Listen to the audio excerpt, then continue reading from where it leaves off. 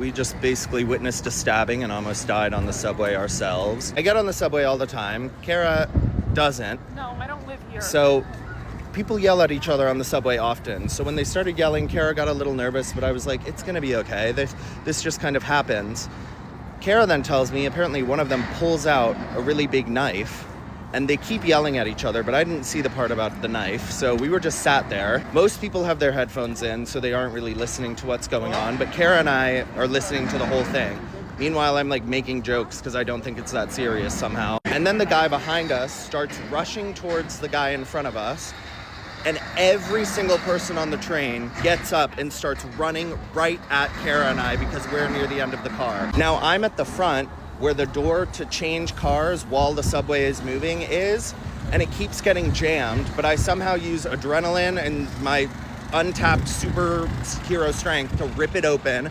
We jump over to the next car, I rip that one open, and then everyone in that car obviously starts yelling because everyone behind us is screaming and pushing us all forward. And then we get pushed all the way to the front of that next car, but the door in front of that is completely locked. But all we can hear behind us is people are screaming. We don't know if someone has brought out a gun.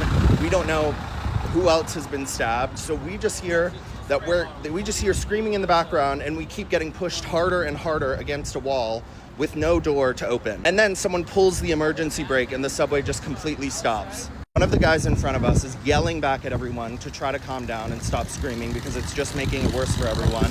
Meanwhile, we still don't know what's happening behind us, so we don't know the reason for their screams. And then finally, after it must have been 5 minutes, but it felt like 30, the conductor of the subway car walks through with a key and opens up the next door, and we all make it into the next car. And I guess they lock the door behind because then we can just sit down and we wait 20 minutes for the subway to eventually move to the next spot. Somehow remained calm most of the time. We just kept saying, oh my God. As soon as we get out of the car, both start crying. The subway, please stay safe. Just please stay safe. There's been too much that's been happening on there.